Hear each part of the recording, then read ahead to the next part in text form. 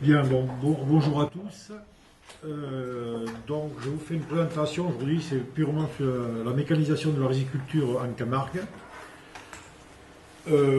qui en fait, c'est une demande qui est venue un peu de la profession, avec des difficultés qu'ils avaient pour évoluer dans les rizières, hein, par rapport au fait qu'on a augmenté les puissances de plus en plus, les tracteurs de plus en plus lourds, et ils travaillent souvent avec des roues squelettes. Alors, je vais juste présenter la Camargue. La Camargue, c'est en gros, ça a été jusqu'à 32 000 hectares de riz. Et aujourd'hui, on est tombé à 10 000. Parce que bon, c'est pas très rémunérateur comme culture. Donc, il fallait travailler aussi, quand même, aussi sur la réduction des charges de mécanisation. Alors, je vais pas aller plus loin. Il y a un petit film qui va résumer, si vous voulez, l'exposé que je vais faire et qui va poser la problématique et les solutions. Et après, il y aura un PowerPoint où je parlerai de la démarche, comment on est arrivé à résoudre ces problèmes. Donc ça, c'est un étudiant qui a fait le film, qui était venu faire ses études.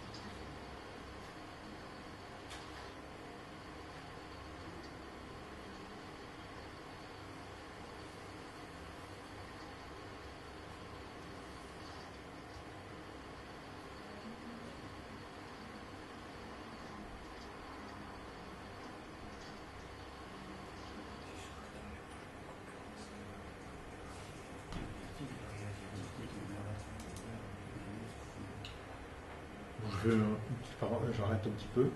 Donc voilà. Donc ça, c'est la méthode traditionnelle de travail pour travailler, pour faire les travaux quand on est en eau. Parce qu'il y a la préparation en sec qui se fait avec le matériel classique de céréales, mais toutes les opérations que l'on fait dans l'eau, on les fait avec des roues squelettes. Ça, c'est la tradition. L'inconvénient, donc, si vous voulez, que c'est ça. D'abord, il y a une surconsommation de carburant parce qu'on a des efforts importants. On a souvent de la casse, des transmissions qui cassent. Souvent, c'est la période où les riziculteurs, donc c'est au printemps qu'on met la culture en place. On a aussi, il faudra qu'en Camargue aussi, on a d'autres cultures, surtout il y a beaucoup de blé dur. Donc, il y a les traitements, il y a les fongicides à faire au printemps, en même temps où on met la culture du riz. Et souvent, les gens sont amenés en fait à monter les roues-fers pour faire la mise en place du riz et à démonter ces roues-fers pour travailler en pneumatique pour aller sur le blé dur. Donc, il y a beaucoup de travail, de contraintes, et puis changer des roues en fer comme ça, je peux vous dire, moi je l'ai fait avec eux, c'est assez dangereux. Et puis c'est très lourd et pas facile à manipuler.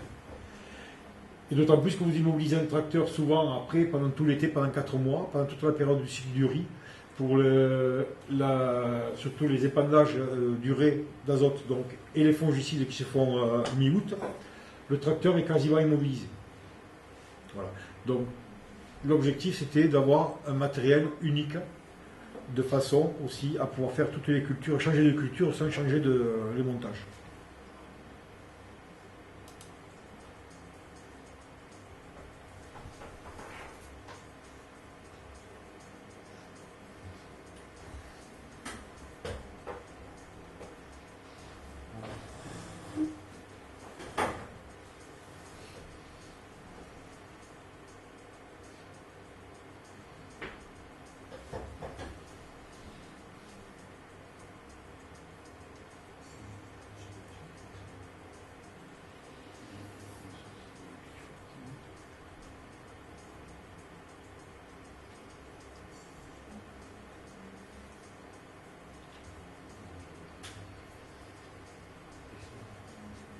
Ça existe en bio.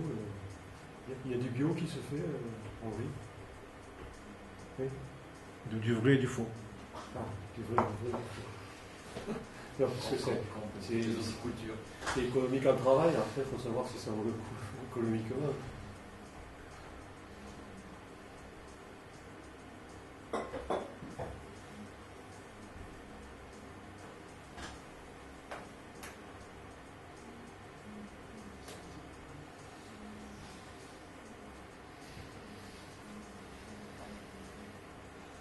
Le planage n'est parfait, ça se fait souvent. La remise en état du planage. Pardon. La remise en état du planage. C'est-à-dire il faut que la parcelle soit Alors ça confortable. dépend comment la récolte ça a été plus ou moins abîmé. Et en principe, les gens font une correction. Ceux qui travaillent bien et qui sont équipés, ils le font tous les ans. Ce qui demande en fait une très peu de travail puisqu'il y a très peu à rectifier. Oui. Et sinon, il y en a qui attendent 2 ans, et il y en a des fois qui ne le font presque pas. Et vous savez, il y a les gens qui travaillent bien et les gens qui ne travaillent pas bien. C'est comme dans tous les métiers, il y a de tout. Voilà. Donc voilà, ça c'était pour résumer si vous voulez. Donc vous avez vu la méthode traditionnelle.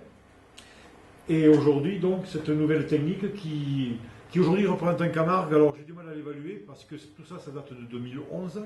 En 2011, on était autour de 3000 hectares. Et aujourd'hui, je pense qu'on doit être autour des 4 à 5 000. On est quasiment presque à la moitié. Après, vous avez des réticences aussi des Camarguais qui sont figés dans leur système. Eux, leur riz, c'est les rousquelettes.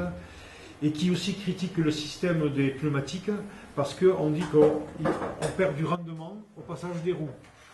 Bon, ça, c'est dans la tête. Parce que sur les cultures du blé, on se le permet de passer en pneumatique. Et en plus, nous, on a fait des mesures de rendement sur les passages de roues. Et il s'avère en fait que les rendements sont plus élevés souvent sur les passages de roues. Parce qu'on a un effet de lumière plus important. Et des fois, le riz il est plus beau aux abords des roues qu'au milieu. Les effets de bordure qu'on appelle. Les effets de bordure, c'est flagrant. Bon, on pourrait parler de toute la journée, mais là j'essaye de...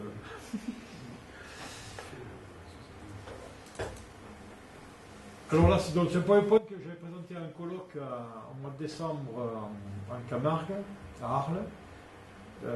Donc, on va rentrer un peu plus dans le détail dans la progression, comment on a mis tout ça en place. Alors, ce qui est très important, c'est que tous ces travaux, ils ont pu être réalisés grâce au concours de 2 personnes, donc bien sûr le propriétaire d'un mas, le mas de la Furane, qui fait 300 hectares, et que donc les terres vont du bord du Rhône, donc des terres d'alluvion, limouleuses, jusque dans des terres de marée. On est à moins 40 cm de dénivelé avec des terres hyper argileuses, jusqu'à 50% d'argile. Donc on se trouvait dans une situation qui nous permettait de tester le comportement du travail en pneumatique dans toutes les situations de sol. C'était une chance d'avoir un mas qui avait cette diversité. Voilà. Donc le propriétaire du mas donc, nous a laissé quartier libre, et surtout le chef de culture qui était lui le premier intéressé pour s'éviter ces travaux de démontage, remontage, qui était un gars très technique et avec qui on s'est très bien entendu. Et donc, à tous les deux, on a mené ce travail de mise au point de cette nouvelle technique, sans quoi, s'il n'y avait pas eu cette volonté de ce chef de culture, tout ça n'existerait pas. Et ça, je tiens beaucoup à le préciser, parce que tout seul, je n'aurais pas pu le faire. À savoir qu'il fallait que tous ces travaux que je voulais faire, je m'intégrais, moi, dans le calendrier culturel, dans les travaux du MAS. Donc je ne pouvais pas trop mobiliser, il ne fallait pas que je prenne trop de risques non plus. Bon, enfin, tout ça, ça s'est très bien passé. Voilà, donc on va voir donc la démarche. Alors, dans l'objectif, c'était quoi? C'était en fait de remplacer les rousquelettes par les pneumatiques, comme je vous dis au début. Et surtout, s'il y avait l'anticipation de la réglementation des traitements aériens. Parce que jusqu'en 2011, en Camargue, ils avaient des dérogations qui duraient depuis 10-15 ans, des traitements aériens par hélicoptère. Et donc, on avait déjà nous pensé que, de toute façon, on se disait qu'un jour ou l'autre, l'hélicoptère, le traitement aérien allait être arrêté. Et comme il y avait des exploitations qui ne travaillaient qu'en hélicoptère, qui n'avaient même pas d'appareil de traitement. Donc ils se sont retrouvés du jour au lendemain, en fait, sans possibilité de traiter, surtout que l'interdiction a été décidée au mois d'avril, juste au moment où le traitement devait se faire. Mais nous, on avait déjà tout anticipé. Donc, en même temps, donc, le but c'était de se préparer à cette nouvelle réglementation qui, en 2011, en fait, les traitements aériens sont interdits, sauf dérogation avec exceptionnel. En plus, bon, c'était de permettre aussi aux agriculteurs de travailler plus sereinement et plus rapidement, parce que vous aviez des chefs de culture, quand ils rentraient dans les rizières, ils connaissaient leurs rizières, ils savaient que plus ou moins ils allaient se planter. C'est-à-dire que, bon, tout le temps, la peur au ventre de s'enfoncer. Et dans certains cas, vous aviez des exploitations, vous aviez une pelle avec un chauffeur en permanence au bord de la rizière pour aller sortir les tracteurs. On est arrivé jusqu'à ce point. Ah oui. Ah ben. Et les chauffeurs, ils connaissaient leur parcelle, je vous dis qu'ils partaient au travail, des fois pas toujours bien assurés. Alors en plus, donc, il fallait travailler plus tranquillement, ce qu'avec les rousquelettes, c'est que quand on fait un gros 7 à 8 passages par culture, et avec une rousquelette, on ne peut pas passer au même endroit. Parce que la première fois, deuxième fois, troisième fois, vous descendez. Donc vous étiez obligé chaque fois de vous décaler. Donc il fallait chaque fois recaler le GPS, faire tous les passages. Ça, c'était aussi un des inconvénients de la rousquelette. Après, bon, le but aussi, c'était de diminuer la casse mécanique. Parce que la casse mécanique, les concessionnaires, par contre, eux, ils ont bien gagné leur vie, ça je peux vous le dire. Et c'est surtout aussi, vous avez vu, comme sur le film, c'est s'affranchir des déplacements sur route. Parce que quand vous aviez des entreprises qui font du traitement, ils étaient obligés d'avoir des systèmes, des porte-chars, comme vous avez vu sur la vidéo. Voilà c'est l'objectif, bon, il était quand même assez ambitieux. Bon voilà, donc un équipement pour les traitements, ça c'est pour les faux semis au printemps. Donc, alors des tracteurs souvent qui sont très très puissants, qui font 100, 110, 120, 130 chevaux. Les concessionnaires derrière qui sont là aussi pour dire c'est pas un problème, on va prendre un tracteur puissant, donc on vend un tracteur puissant, on vend des chevaux, mais en fait comme il est plus lourd, en fait il se plante de plus que les autres. Voilà, vous voyez, c'est le tracteur 180 chevaux pour faire de l'épandage d'engrais. Vous imaginez le confort sur route avec ça, hein, quand vous dépassez sur les chemins, quand vous êtes dans la cabine. Hein. Voilà, ça c'est du semis avec un semoir à rampe pneumatique. Ça c'est à l'état de Marseillette à côté de Carcassonne. Et voilà, un beau petit convoi. Alors, vous voyez l'investissement qu'il faut pour se déplacer quand même. Hein.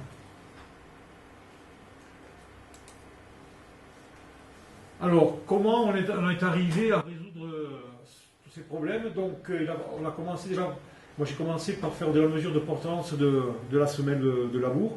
Alors, je me suis fait un petit appareil pour faire de la mesure de l'enregistrement et pour voir où était en fait le sous-sol portant, de façon à faire une corrélation entre les pneumatiques, la pression des pneumatiques et la résistance du sol. Bon, ça s'est fait de façon très empirique quand même. Empirique, mais en fait, je savais où je voulais aller. Donc on a déterminé une pression maximale pour ne pas traverser cette semelle. Ce qui se passe avec les roufers, c'est que souvent on casse la semelle, et quand on casse la semelle, à ce moment-là, le tracteur il descend, il se plante.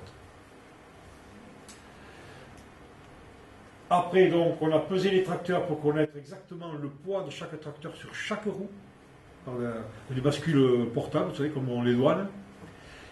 Et aussi de mesurer la puissance vraiment qu'on a besoin pour faire ce genre de travaux. Parce que quand vous faites des travaux d'épandage, vous faites des travaux d'épandage, que ce soit liquide ou solide, en fait, la machine elle-même, elle ne demande pas grand-chose comme puissance.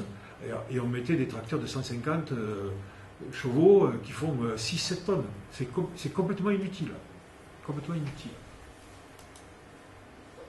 Bon, ça, c'est les mesures de portance. Donc, ce sont des différences de portance dans différentes rizières. Alors, si vous voulez, donc là, vous avez la profondeur du sol, et ici, vous avez la résistance de la semelle en barre. Voilà. Et souvent, on retrouve, en fait, dans les profils, on retrouve la profondeur de travail du sol, de préparation du sol qu'a fait le riziculteur. Alors, des fois, les travaux ne sont pas très profonds, des fois, ils sont plus profonds. Ici, on voit mieux, vous voyez, ici, on descend entre 15 et 20 cm, vous voyez, ça veut dire que c'est très peu résistant, donc ça veut dire que la terre, c'est mou. Et là, après, on arrive carrément sur une semelle franche, où on a une résistance qui est hyper dure en dessous, ce qui nous donne une très bonne portance. Alors ça, on le retrouve plutôt dans les terres hautes, les terres limoneuses, et dans les terres de bas-fond, les terres argileuses, on a une courbe qui est plutôt descendante. Mon cône, j'arrive à descendre, je traverse la rizière, je descends d'1 mètre. Donc quand on marche, on ne risque rien, hein. Mais c'est assez impressionnant quand même. Donc, qu'est-ce qu'on a tiré comme conclusion d'après mes mesures, c'est qu'il ne fallait pas dépasser dans les terres basses de marée pas plus de 1 bar 2 de pression au sol sur les pneumatiques, ça veut dire qu'il fallait faire des gonflages très bas. Et dans les terres hautes, où on avait des bonnes portances, on pouvait aller jusqu'à 2 bars. Bon, là, en fait, dans les terres hautes, on savait qu'on n'avait pas de soucis. Et tout ça, c'était pour nous empêcher d'avoir le passant lisé, pour ne pas avoir trop d'ornières. Donc, ce qu'il nous fallait maintenant, c'était trouver des pneumatiques et des tracteurs qui soient un peu légers et de façon à pouvoir travailler avec des pressions très basses. Alors ça, c'est un exemple, si vous voulez, quand vous achetez des pneumatiques, donc je passe très, très simplement, c'est que quand des pneumatiques agricoles, vous avez ce qu'on a des abacs en fonction des vitesses de travail, vitesse et charge, ça vous donne des tolérances de poids et de pression. C'est-à-dire que pour ne pas dépasser 1 bar 2, ici, sur cette dimension-là, ce sont des pneus qui font 1,80 m de diamètre, vous pouvez porter 2,5 tonnes par roue. Ça fait 5 tonnes par essieu, ce qui est pas mal. Et après, il fallait aussi travailler sur la puissance qu'on avait vraiment besoin pour faire ces travaux. Alors pour cela, il y a des mesures qui ont été faites par calcul et des mesures, par effort. Alors, pour traîner cet appareil, donc c'est un pulvérisateur de 2600 litres, rampe à 24 mètres, poids sur essieu arrière à 5 tonnes. Et j'ai mis un capteur d'effort au crochet, là où vous accrochez le pulvé, et on a mesuré l'effort de traction avec la vitesse pour essayer de savoir quelle était la puissance qu'on avait vraiment besoin pour tracter cet outil. Donc il s'avère que la traction elle-même, attention, on travaille à 6 km à l'heure, on ne travaille pas très vite dans les rizières, il faut 12 chevaux. Pour faire marcher la machine, la pulvérisation, donc on travaille à 1 bar 5 de pression des jets, faire le recyclage du pulvé, en fait avec 4 chevaux ça suffit. C'est pas la peine, on n'a pas besoin de grande puissance.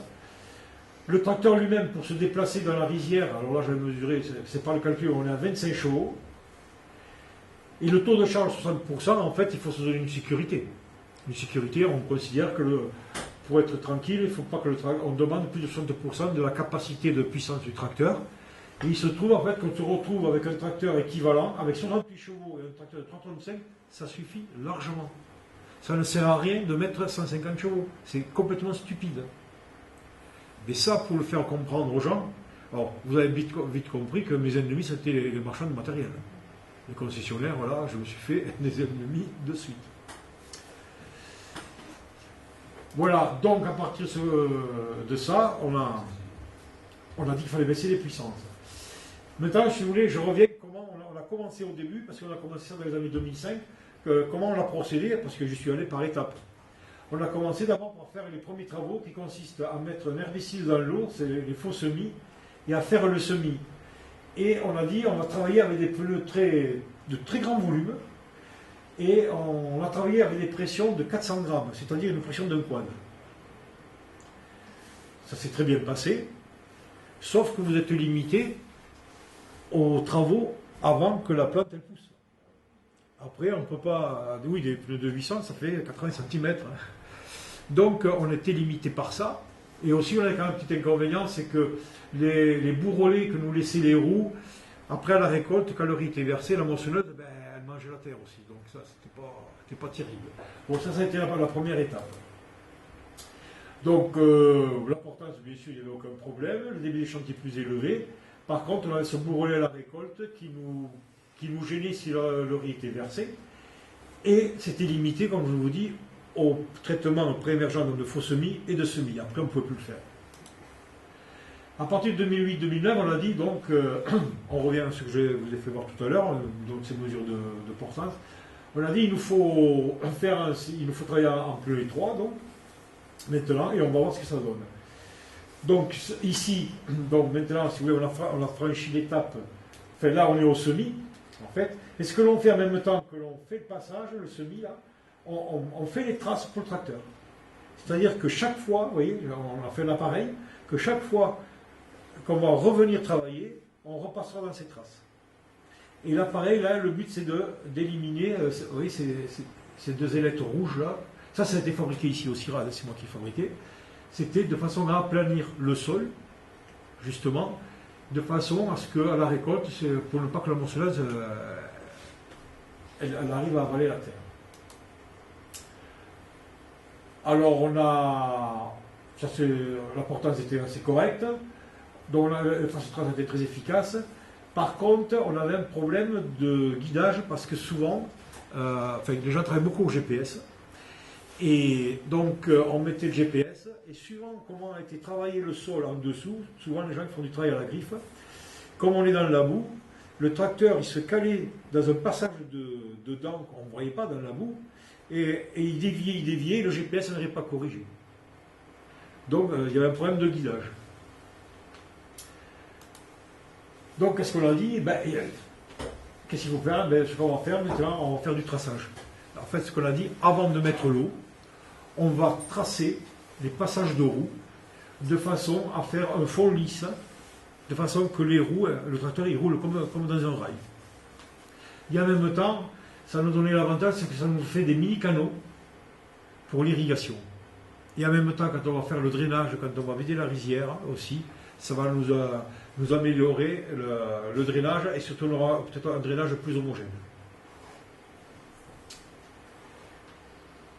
Voilà, donc mise en œuvre le traçage. Et après, on s'est aperçu quand même qu'il fallait faire un double travail quand même. Alors on l'a mis en rouleau, parce que l'appareil ici, il laisse un petit bourrelet de terre quand même, qui, même avec l'eau, n'arrive pas bien à s'affaisser. Et puis à la suite de plusieurs passages, on remonte un peu debout. Donc on a dit il faut faire un roulage en même temps, donc de façon à avoir quelque chose de le plus plat possible. Alors, qu'est-ce que les possibilités de rendre différent? Alors, il y a quand même un petit inconvénient qui n'est pas vraiment un gros inconvénient, c'est que à partir du moment que vous travaillez sur ce système-là, il faut que vous ayez vos machines qui travaillent avec la même largeur d'épandage. Parce que vous avez des gens qui avaient des pulvées en 18 mètres, qui avaient de l'épandage en 24 mètres. Donc là, il faut tout harmoniser. Il faut tout faire à la même largeur. Et par contre, il y a l'opération supplémentaire à faire de traçage. Enfin, vous faites 10 hectares à l'heure, parce que vous savez, vous tracez que tous les 24 mètres. Et vous travaillez à 8 km à l'heure. En fait, vous faites 10 hectares à l'heure. Donc c'est un détail, en fait, au final. Voilà, donc l'intérêt de tout ça, c'était donc de préserver la mécanique. Alors du coup, les gens, enfin, il n'y a plus de casse, les gens ne cassent plus de matériel. De consommation qui diminue. L'équipement, en fait, et du coup, il reste polyvalent. Culture sèche, céréales, donc blé ou sorgho, enfin, toute culture, et pour le riz. Et le tracteur, en fait, quand vous avez fini les travaux, vous pouvez faire autre chose. Vous pouvez le mettre à une pompe pour irriguer, vous pouvez faire du broyage de chemin. Le tracteur, il n'est pas immobilisé par le montage des roues en fer. Le coût de mécanisation, bon, alors là, c'est un coût qu'a fait donc un étudiant qui venait de l'école d'agronomie de Dijon, qu'on a estimé autour de 30 € l'hectare et par an, le gain. Alors le rendement, on le disait au 4% parce qu'il fallait bien leur dire qu'il y avait un inconvénient. En fait, des pertes de rendement, il n'y en a aucun. Il n'y en a aucun perte. Alors ce jour-là, à ce moment-là, quand ça a été fait, on était à 1400 hectares. Donc là, tous les avantages à faire valoir qui sont surtout. Non, je n'en ai pas parlé, j'ai oublié. C'est que il y a beaucoup de chauffeurs en Camargue qui se sont fait opérer du dos. Au niveau de la MSA, quand même, c'est assez intéressant que les gens travaillent dans le confort. Parce que ça, on n'en parle pas souvent. On n'en parle pas de la santé des opérateurs. Alors, les pressions de gonflage, comment j'utilise? Parce que j'ai quand même, on a fait des tests, on les a torturés, les pneumatiques. Les pressions avec lesquelles je travaille, en fait, les constructeurs ne sont pas homologués. Ils ne veulent pas savoir pour les garanties. il ne couvre pas. Mais à ce jour, je n'ai jamais, depuis, donc maintenant, c'est divulgué depuis 2011, 2010, il n'y a jamais eu de soucis. On n'a pas de soucis. Par contre, ce qui était assez important, c'est d'accompagner les gens à la démarche. Alors, il y a des gens qui ont voulu se mettre tout seuls, qui ont regardé ce qui se fait, et ils ont dit, moi je vais le faire. Et puis, ça ne marche pas. Ça ne marche pas, parce qu'en fait, il faut quand même être assez fin, surtout dans le réglage, dans le choix des dimensions, et dans le réglage des pressions. Il faut un appareil de précision qui coûte 100 €. Hein. Mais les gens, dans leur tête, ils n'ont pas tout intégré. Ça fait partie d'un tout. C'est-à-dire les gens, il faut les former. C'est pour ça que pendant quelques temps, j'ai eu des contrats d'accompagnement avec certaines masses, justement, où ils m'ont demandé d'aller faire leur pesée. Je leur ai fait le dimensionnement des équipements, et pendant un an, je faisais leur mise en route et je les assistais. Et je formais le chauffeur qui était occupé de ça, et puis c'est terminé. Et surtout, il y en a un chef de culture, qui a été très content et très soulagé, parce il avait un procès avec les voisins à cause des traitements par les hélicos.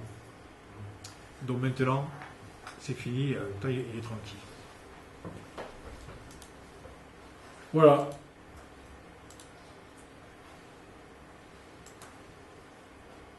Alors après, si vous voulez, qu'est-ce que je peux vous faire voir certains travaux? Alors, si vous voulez, dans la suite, donc tous les travaux se font en pneumatique, sauf, jusqu'à maintenant, il restait les moissonneuses batteuses.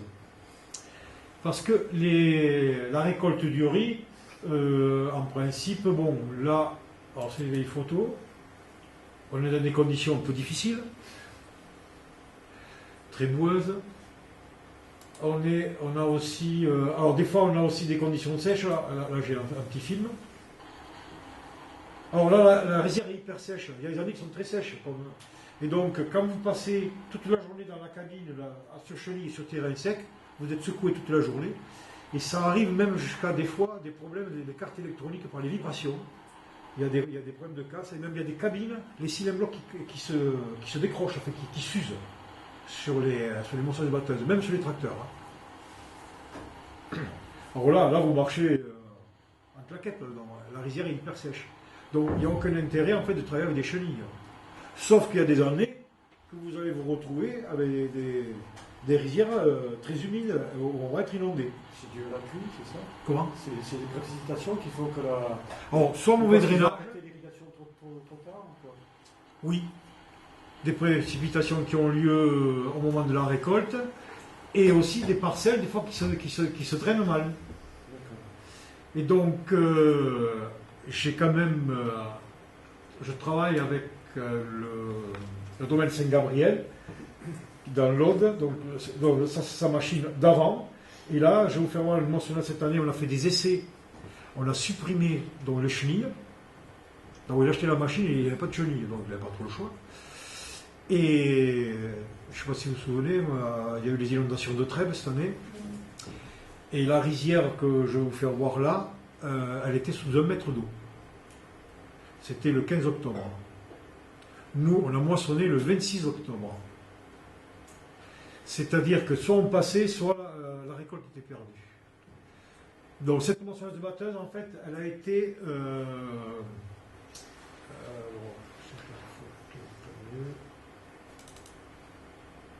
bon, voilà. Cette machine, elle a été montée à la carte. C'est-à-dire que c'est un concessionnaire en fait, de la Haute-Loire, c'est un peu rigolo, qui nous a équipé cette machine d'un pompe moteur hydraulique arrière, pompe moteur, parce que ces machines-là ne sont pas équipées de pompe moteur. De série, elles n'existent pas, donc on nous l'a monté. On a mis des équipements de pneus de très grand volume, on a maximisé les espaces sous les tôles, vous voyez, on a très très peu d'espace. On a tout optimisé. Pareil, même procédure, je pèse la machine, et comme j'ai toutes les abacs des constructeurs de pneumatiques, je suis descendu au minimum de pression, et là on travaille à 700 grammes. D'où, vous voyez, la trémie est pleine là, parce qu'on est en train de vider, vous voyez, parce qu'on est à côté du caisson. Donc vous voyez l'écrasement du pneu. Mais bon, il ne va pas chauffer, on travaille dans l'eau, on travaille à 6 km à l'heure, donc on ne risque rien. De toute façon, c'est un gars, lui, il est prêt à prendre tous les risques. Donc ça a été notre premier essai cette année.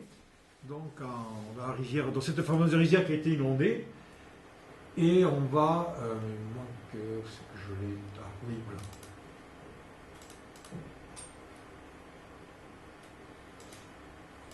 Voilà, il y avait un mètre d'eau 10 jours avant.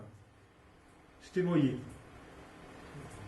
Alors, le riz était vert, heureusement que les pailles étaient vertes, donc il ne s'est pas versé. Il a tenu, parce que la plante est encore vivante. Bon, la rizière, elle est assez sale. Hein. Mais c'était surtout. C'était pour voir les conditions de travail dans lesquelles on a moissonné. C'était un matin, brouillard. On était dans les pires des conditions qu'on pouvait rencontrer. Il est resté combien de temps sous l'eau? Vraiment noyé, c'est que ça a baissé tout doucement. Donc, au moins 4-5 jours, les épis dans l'eau, mais il restait droit. Mais là, en fait, l'eau, c'est. On a quand même 10 cm d'eau là, dans la rizière le jour qu'on moissonne. Hein. On a à peu près ça d'eau. Est-ce que c'est une variété qui est adaptée à l'immersion prolongée? Ah, ça, non, c'était pas prévu, ça. C'était un accident climatique. C'est de fréquence combien? Une fois tous les 20 ans? 20 ans. En 99, il y a eu la même inondation.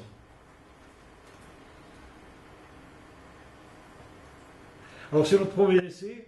Alors, on le voit, vous voyez, il est tout le temps en train de. Problème de guidage de la machine à l'arrière. Mais le problème, nous, c'était de récolter. Hein. Le guidage, c'était pas très important, mais en fait, bon, il y a des corrections à faire. Mais bon, on sait ce qu'il faut faire. Ils sont faits en pluvial ou c'est toujours en submersion? Ah non, c'est en irrigué, ça. En irrigué. C'est quoi les montagnes? C'est la montagne noire. C'est local. Quoi? C'est local, c'est dans un étang. Oui, c'est l'état de Marseillette. À côté entre Carcassonne et Trèbes. Entre Trèbes, je veux dire, et Béziers. C'est 2000 hectares, c'est un étang qui a été asséché il y a 3 siècles. Il y a des terres salées là. Hein. Il me semblait avoir vu du côté d'Arasson, il faut une parcelle en pluvial. Ça existe? C'est un essai, non. Ça se fait pas, c'est toujours en submersion. Doit irriguer. Alors vous allez voir quand il va relever la coupe, vous allez voir l'eau comment elle va se vider sous la coupe. Regardez.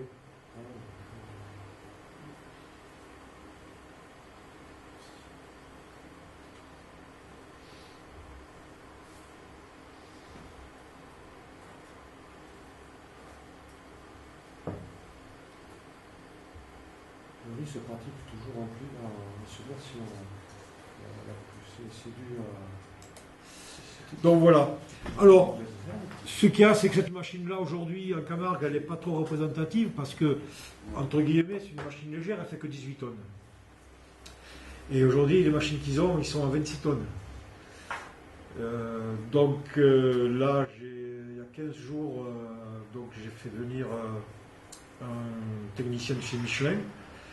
Et on est en train de voir si on ne peut pas faire des essais sur des grosses machines pour équiper des machines plus puissantes. Ça, c'est une machine qui fait 280 chevaux, un trémie de 8000 litres.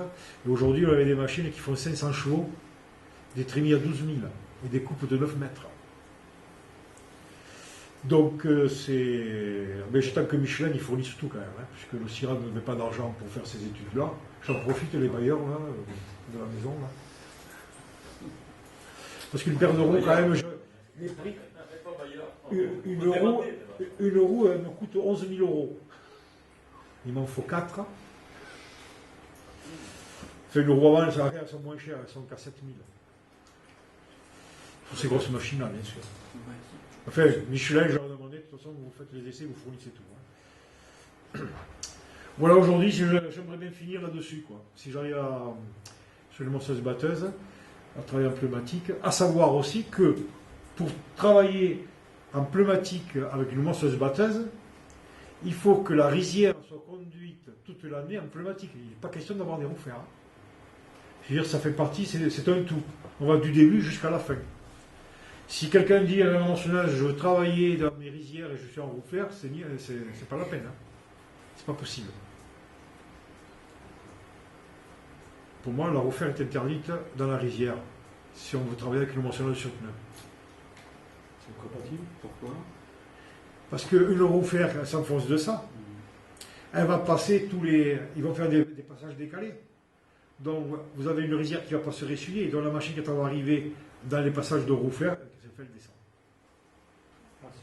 Même avec les chenilles, bon, je n'ai pas dû garder une photo.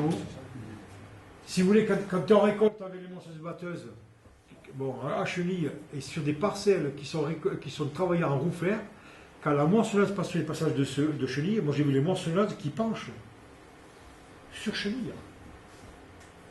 Donc, le travail avec des moissonneuses batteuses sur pneus interdit l'utilisation des roues squelettes en fer.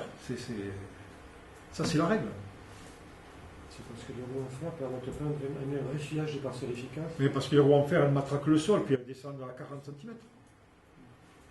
Alors que la pneumatique, il reste en surface. Donc ça ne permet pas d'évacuer. Non, mais puis ça travaille le sol, ça l'a rendu fragile.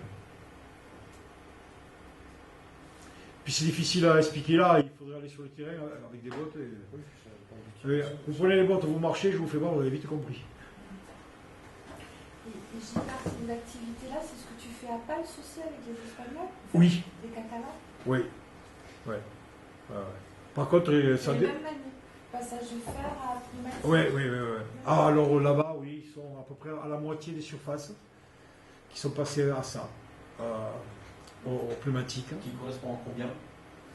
Oh là, sur Pal, c'est. Ou sur Pal, oui. On parle, c'est à 1100 hectares, c'est 600, quoi. À peu près, en gros 600. Disons que ce qui se passe, c'est qu'au fur et à mesure que les gens, ils avaient le matériel de roue fer, ou quand ils vont changer le tracteur ou les équipements, à ce moment-là, ils profitent de l'occasion pour changer leur méthode. Alors, il y a eu un moment une procédure de brevets, de mise en place des brevets. Pour un chariot, là. Ouais. Oui. Alors, c'était les chariots. Ouais. Parce que vous pouvez nous dire un petit peu Alors, comment ça a été fait, quel est l'état, les contraintes, Alors le chariot au départ c'était pour pouvoir en fait faire les épandages. Je vais vous passer.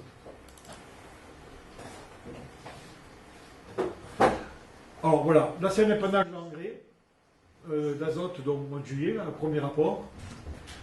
Parce qu'au départ j'avais pensé qu'il fallait avoir des petits tracteurs, mais pour pouvoir mettre des épandeurs d'engrais de grosse capacité de 2 tonnes, je voulais mettre un chariot. C'est-à-dire que ça vous permettait d'avoir un appareil porté de 2 tonnes, mais tracté avec un tracteur de faible puissance. Et puis finalement, bon, j'ai pas eu le temps de le finir, le brevet a été déposé. Et après, on s'est aperçu, alors dans les années qui ont suivi, dont les gens sont équipés avec des pulvérisateurs traînés, et on s'est aperçu qu'au bout de 4-5 ans, mais ça on ne peut pas le savoir, c'est qu'à force de passer au même endroit, on avait des difficultés dans les terres basses à passer. Et donc, ils ont vendu leurs appareils traînés et ils ont tous pris des appareils portés et au final, c'est ce qui marche le mieux. Donc du coup, le chariot, pour répondre à la question, j'avais trop anticipé, en fait, c'était pas la peine. Voilà ce qui s'est passé. Okay.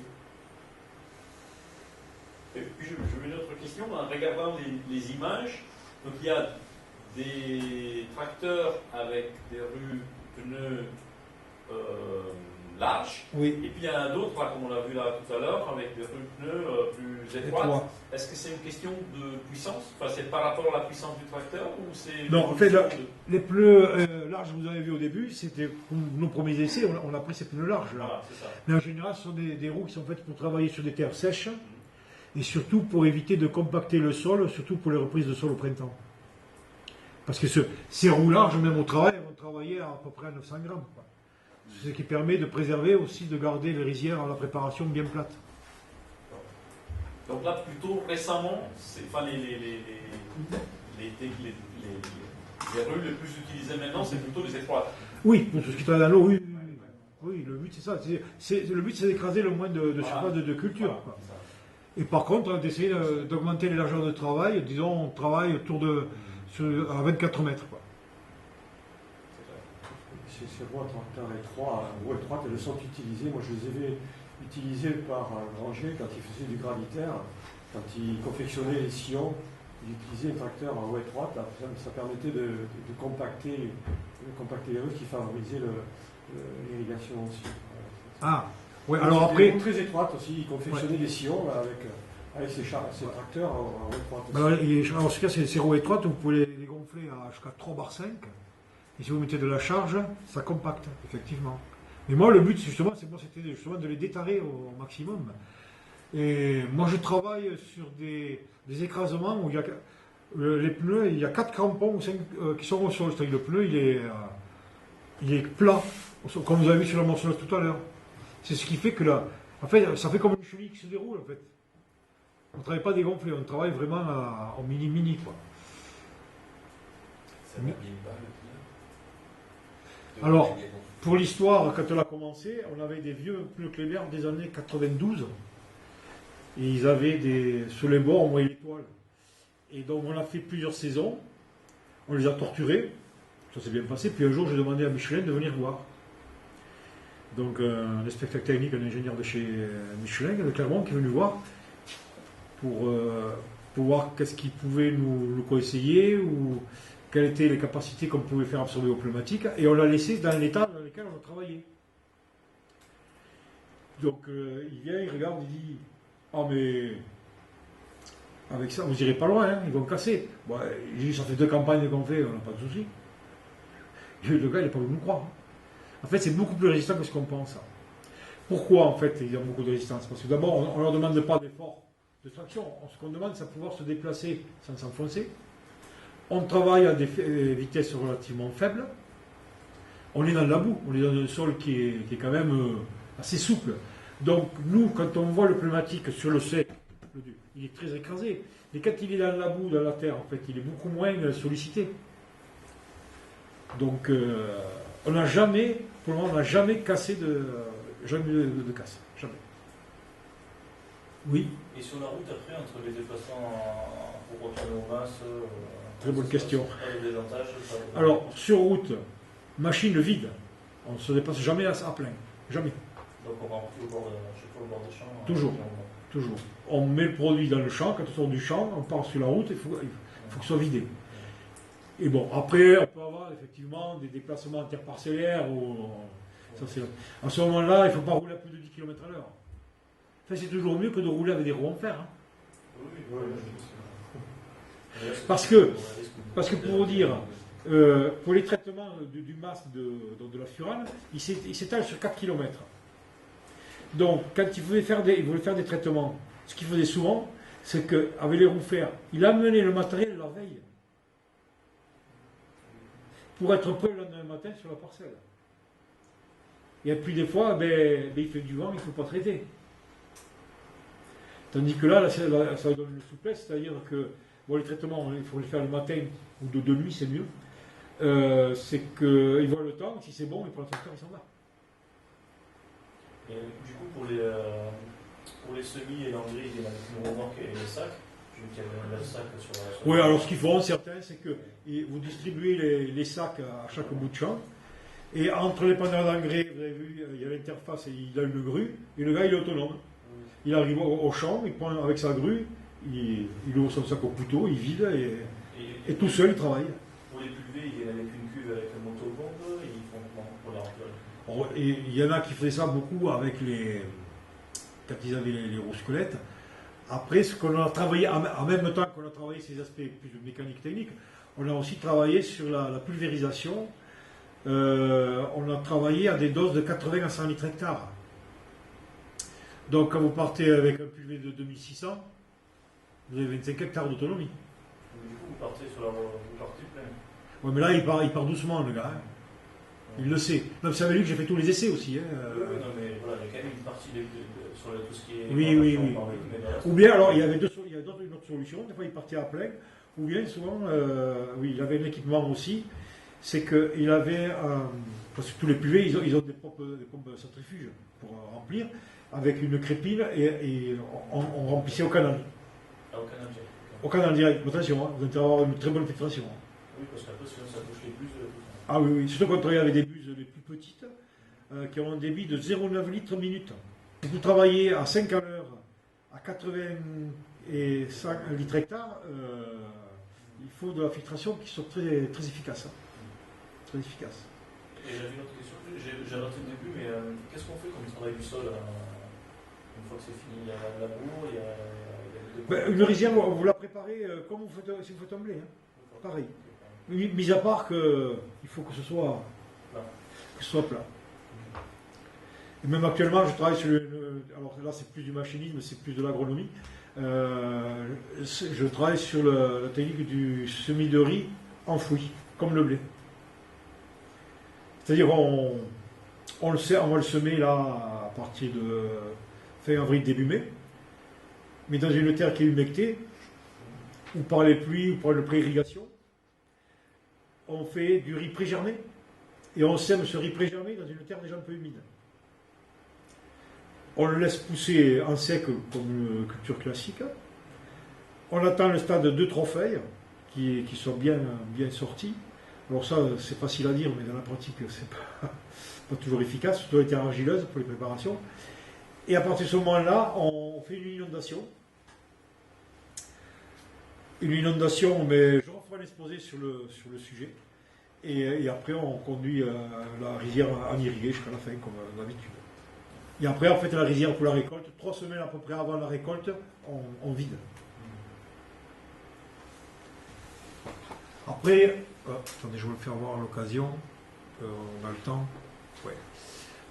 Des autres travaux, je travaille aussi sur la gestion des pailles. Par exemple, ça nous a permis de... Peut-être, je vais faire une vidéo sur le semis à la volée. Oui, ça c'est du semis.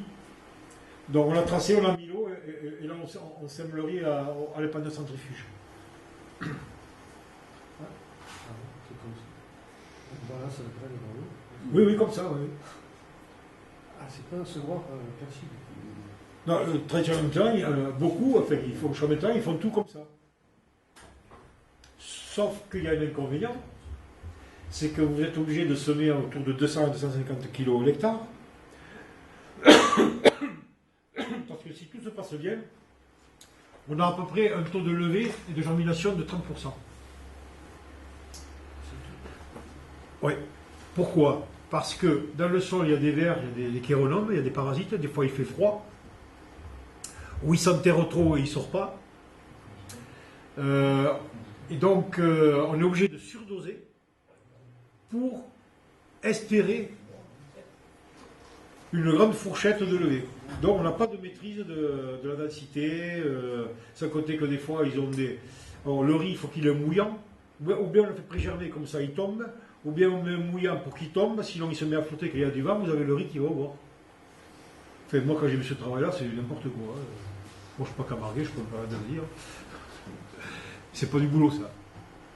Et c'est pas possible de mieux contrôler le niveau d'eau et de semer quand le niveau est moins élevé? Oui, alors là, effectivement, mais disons que moi j'ai fait des semis, des fois, où on met juste que la personne gâtit, comme ça.